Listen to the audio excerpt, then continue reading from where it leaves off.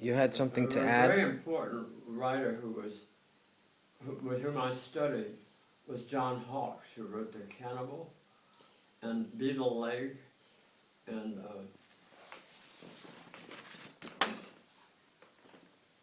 a number of other novels. The best piece on him was one I got from Albert Gerard in one of the issues of Canto. He was a friend of his. He taught at Brown. I had to make up a course last year at Harvard. And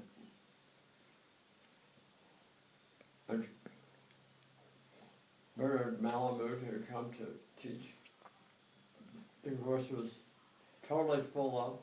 People would come up from Texas to study with him. And John Hawkes came from Brown because there was a demand for another creative writing course.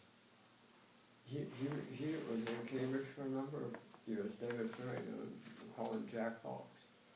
He's a fantastic teacher.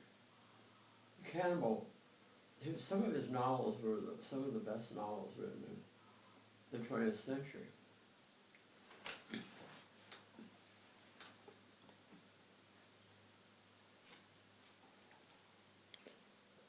The next person on the list is Lincoln Kirsten. Lincoln Kirsten was the financial support for the New York Ballet. He was the heir of Finney's department store fortune. He wrote very good poetry.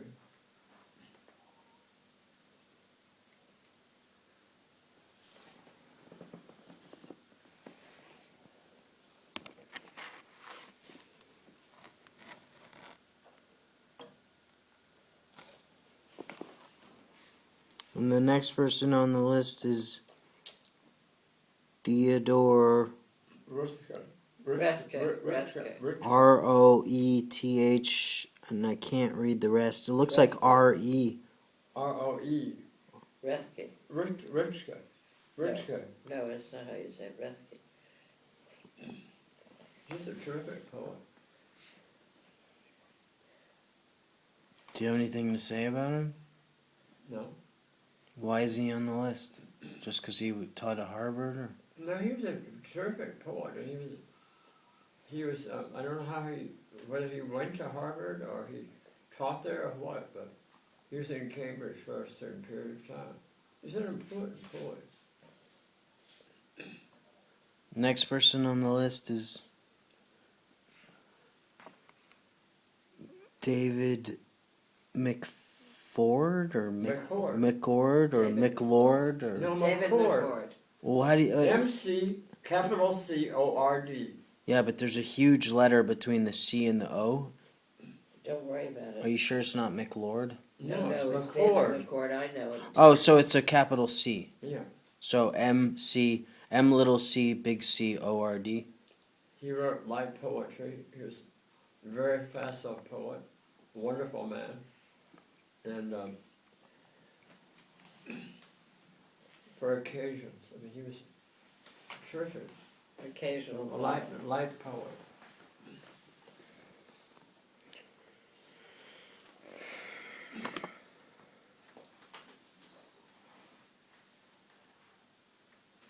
Nothing else to add because you seem to have a lot to say when I turned the camera off. I mean, before I actually started the videos, and I was running to get the list and the camera. Now you're all quiet. Do you remember what David was trying to talk about? Before we shushed him and said He was talking about the course he took with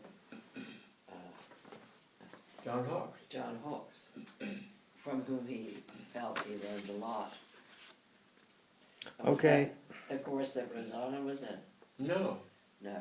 I mean, he read to us from some of his favorite passages from Kafka, and he had this sense of prose rhythm, which really taught me something. I mean, he was one of the best readers of modern fiction I ever privilege of hearing. Who's this? John Hawkes. Wow. Hawkes. Okay. Why don't? He wrote The Beetle Leg and The Cannibal. All right. John Hawkes is the first name in the third column,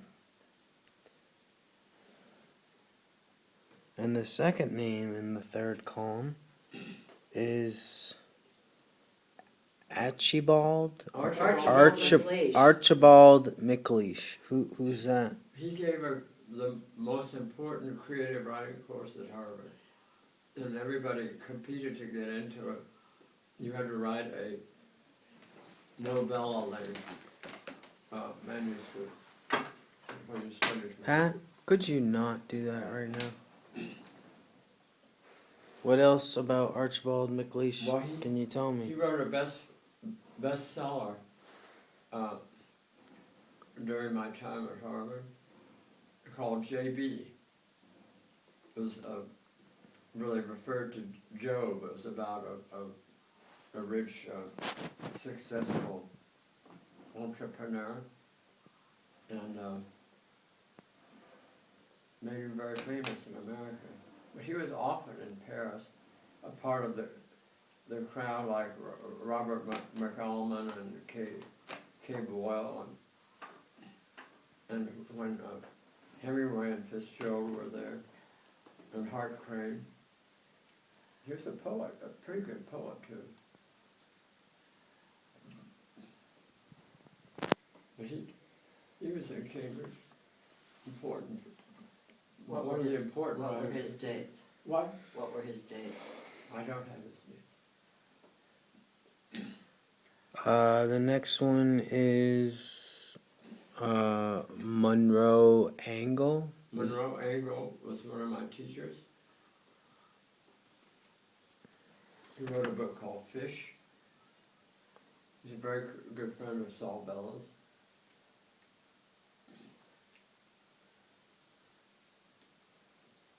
He taught a course on the 19th century novel, which I took. Which novels did he teach? I can't remember all the novels in that course. I mean, there were about Any? 30 novels. Any? You can't remember any. You must have Well, I read. wrote a paper on Humphrey Clinker by Daniel Defoe. You must have read Tolstoy. David Copperfield. She wrote, I mean, there were a lot of Dickens in that. So it was more of an English. A 19th century novel. It was more of the English novel than of the continent. It was not that common, it was The English novel. English 19th century novel. Okay, moving on. The next one is Thomas Wolfe. Who wrote Look Look Homeward Homeward Angel Angel. and Time and the River. Wonderful books. Right, I know that already, but what did he have to do with Cambridge, Well, he Massachusetts? lived there, and then he taught a course on drama at Harvard.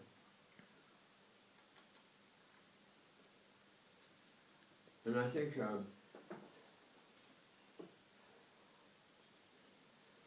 out of that course really came the Yale Drama School.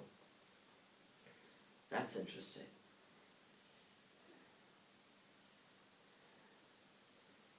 That's all you all have to say about Thomas Yeah. Wolfe. But Okay. he wrote very long novels, and he had the luck of having Maxwell Perkins, who was also Fitzgerald's editor in New York, as his developmental editor, who helped him cut his novels down and made them work and structured them, helped him structure them. Is that it? Sounds like that's all petering out. Is that it for Thomas Wolfe? Mm-hmm. Next person on the list is Faulkner.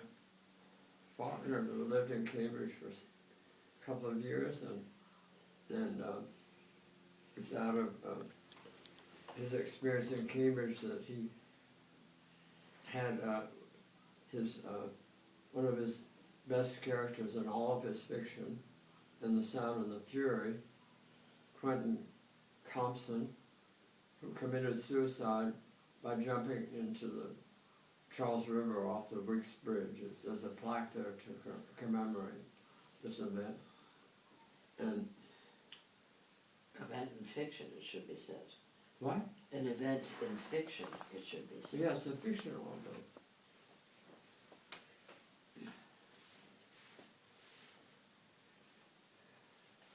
You know, I don't know that William Faulkner wrote anything in particular about those years in letters, or he didn't write an autobiography.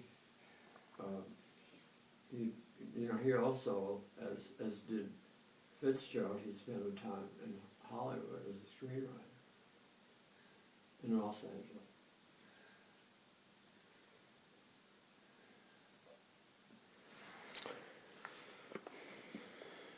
Next person on the list is Richard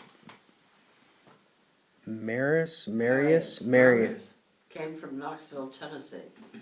He was the head of the expository writing department. Program. He wrote At Harvard? yes, and